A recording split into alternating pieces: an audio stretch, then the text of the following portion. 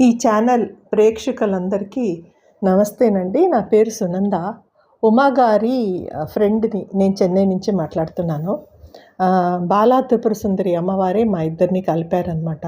అందుకని ఈ బంధం అనేది దైవం చేసిన ఒక బంధం. ఆ పని అనే వల్ల నాకు చాలా స్పెషల్.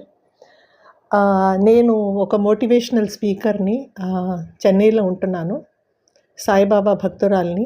సాయిబాబా మీద చాలా కథలు, చాలా లీలలు తమిళ్లో చాలా ఛానల్స్‌కి చేస్తుంటాను. నిన్న ఉమా గారితో మాట్లాడేటప్పుడు ఏదైనా మోటివేషనల్ టాక్ ఈ ఛానల్‌కి ఇవ్వండి అలా అని చెప్పారు. సో ఒక చిన్న కథ మీకు చెప్తాను. ఈ కథ మనందరికీ మన జీవితంలో చాలా ప్రయోగంగా ఉంటుందండి. అంటే ఇదే మన లైఫ్ బేసిస్ అనమాట. అందరం ఇలాగనే ఉంటున్నాం. ఎట్లా అని మనం ఆలోచించి చూసామంటే, ప్రతిరోజు మనం లేచినప్పటి నుంచి మన వాళ్ళు ఏమంటారో, బయట వాళ్ళు ఏమంటారో, అత్తగారు ఏముంటుందో, మామగారు ఏమంటారో, పక్కన వాళ్ళు ఏమంటారో, ఇలా ఎవరెవరేమంటారో అనుకొని మనం అనే ఒక మన ఇండివిజువాలిటీని మనం కంప్లీట్గా కాంప్రమైజ్ చేసేస్తాం. అందరి కోసం మన జీవితం, మన లైఫ్ స్టైల్ని మార్చుకొని వాళ్ళని తృప్తిపరచాలి, వీళ్ళని తృప్తిపరచాలి అని చెప్పి మనం చేస్తూ పోతుంటాం. కానీ ఆఖరికి చూస్తే ఎన్ని మాటలు పడాలో అవి మనం పడుతూనే ఉంటాం. లాస్ట్ దాకా మనం ఎక్కడున్నామో అక్కడే ఉంటాం. మన పైకి ఇంకొక మెట్టు ఎక్కలేము. దీనికి ఒక చాలా మేనేజ్మెంట్ దీంట్లో స్కూల్లో ఒక మంచి కథ ఒకటి నేను చదివాను. ఏంటంటే, ఒక ఊరుంది. ఇదొక కథ. ఒక ఊరుంటుంది. ఆ ఊరిలో చాలా కప్పలు ఉంటాయి అన్నమాట. ఆ కప్పలు వాళ్ళలో వాళ్ళు ఏం మాట్లాడుకుంటారంటే, మనలో ఎవరు గొప్ప అనేది మనం ఎలా అయినా ప్రూవ్ చేయాలి. అందరికైనా గొప్ప ఎవరు అంటే వాళ్ళలో ఒకళ్ళు ఇద్దరు ముగ్గురు ఏమంటారంటే, సరే ఇదొక పెద్ద బిల్డింగ్ ఉంది, 5 అంతస్తుల బిల్డింగ్ ఉంది. ఈ బిల్డింగ్ని ఎక్కాలి. ఈ బిల్డింగ్ మీద ఏ మెట్లు గిట్లు ఉండవు, గోడ మీద మనం ఎక్కేయాలి. కింద పడకుండా ఎవరు చివరి దాకా వెళ్తారో వాళ్ళే గొప్ప, వాళ్ళే ఇంక ఇక్కడ ఫామ్ అయ్యే గ్రూప్కి లీడర్ అని అన్నట్టు వాళ్ళలో వాళ్ళు మాట్లాడుకుంటారు. దాంట్లో కొందరు భాగం తీసుకుంటారు, కొందరు మేము భాగం తీసుకోం, మా వల్ల కాదు ఎక్కటానికి, మా వయసు అయిపోయిందనో ఏదో చెప్పి వాళ్ళ కిందే నుంచుంటారు. వాళ్ళు ఏం పార్టిసిపేట్ చేయరనమాట. బాగా ఎంతూసియాసం ఉన్న కప్పలేమో మేము ఎక్కుతాం అని అందరు కలిసి మొదలు పెడతారు, ఎక్కటం మొదలు పెడతారు.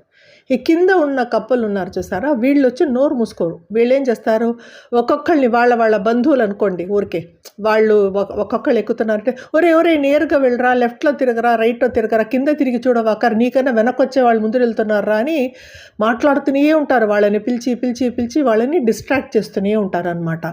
ఈ వీళ్ళ మాటలు వినే వాళ్ళు ఏమవుతారు, వాళ్ళ గమనం వచ్చి పైన వెళ్ళాలి అనే దాని మీద ఫోకస్ పోయి వీళ్ళు ఏమంటున్నారో వీళ్ళు చెప్పినట్టు మనం వినాలి. రైట్లో ఎవరైనా వస్తున్నారా, లెఫ్ట్లో ఎవరైనా వస్తున్నారో ఇట్లా చూసుకుంటూ అందరు జారి పడిపోతారనమాట. ఒక కప్ప మట్టుకు పై దాకా వెళ్ళిపోతుంది. ఆ కప్పకే ఫస్ట్ ప్రైజ్ వస్తుంది. ఆ కప్పని లీడర్ చేద్దామని అనుకునేటప్పుడు అక్కడున్న వాళ్ళందరూ వచ్చి ఒక కథగా అనుకొని చూడండి, కానీ కప్పలకు బదులుగా మనం మనుషుల్ని ఇమాజిన్ చేయాలి ఆ చోట్లో. ఆ మనుషులు వచ్చి వాళ్ళందరూ వచ్చి అడుగుతారు ఆ కప్పని, ఎలా అన్ని కప్పలు కింద పడిపోయినాయి, నువ్వు మట్టుకు ఎలా పడలేదు అంటే ఆ కప్ప ఏం సమాధానం చెప్పదు.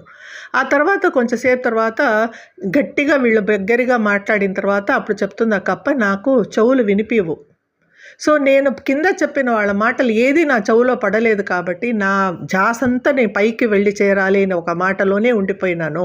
కాబట్టి నేను ఎవ్వరి మాటలు నాకు వినపడలేదు, నేను వినిపించుకోలేదు, నేను వెళ్ళిపోతూనే ఉన్నాను అని అన్నదన్నమాట. ఈ మాట మనందరికీ కూడా బాగా వర్తిస్తుందండి.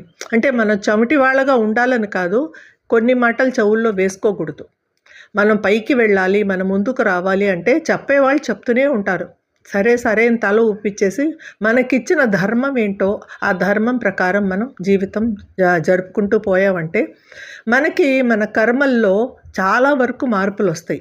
అప్పుడు మనకి ఆలోచనలు, మనం చేసే పనులు అన్నీ మారిపోతాయి. మన జీవితంలో మన అప్రోచే మారిపోతుంది. మన అన్నిటికీ ఒక్కొక్కసారి ఈ మనం ప్రెషర్ అంతా బాగా బిల్డప్ చేసి పెట్టుకునే వల్ల మనకే తెలియకుండా కోపాలు, బాధలు, డిప్రెషన్లు ఇలాంటి మాటలే ఇంకా మన జీవితంలో ఉండవు. ఇదే ఒక చిన్న కథ. ఈ కథ మూలంగా ఇంత పెద్ద శిక్ష ఇంత పెద్ద లెసన్ మనందరికీ దొరుకుతుందనేది నేను మీ అందరితో షేర్ చేసుకుందామని అనుకున్నానండి. మీ రోజు చాలా బాగుండాలి. మీరు అందరూ వీలైతే కొంచెంగా ఈ ఎక్స్‌పీరియన్సెస్ అంతా మీరు పాటిస్తాం మొదలుపెట్టారంటే పర్టిక్యులర్‌గా ఇలాంటి మాటలేంటే కొందరు ఏం చేస్తామంటే చాలా పట్టించుకుంటాం. వీళ్ళన్నారు, వాళ్ళన్నారని చాలా బాధలు పడుతూ ఉంటాం. దీనికి ఒక ఎండే లేదండి. జరుగుతూనే ఉంటుంది. ప్రతిరోజు ఎవరో ఒకళ్ళు ఏదో అంటూ ఉంటారు. అంటానికే నోరులున్నాయి అంటారు. కానీ ఆ మంచి మాటలు గూడా ఆ నోరు ప్రయోగం చేసుకోవచ్చు అని అనుకునే వాళ్ళు చాలా తక్కువ. అందుకని మన జీవితాన్ని మార్చుకోవటం మన చేతుల్లోనే ఉందండి. నమస్తేనండి.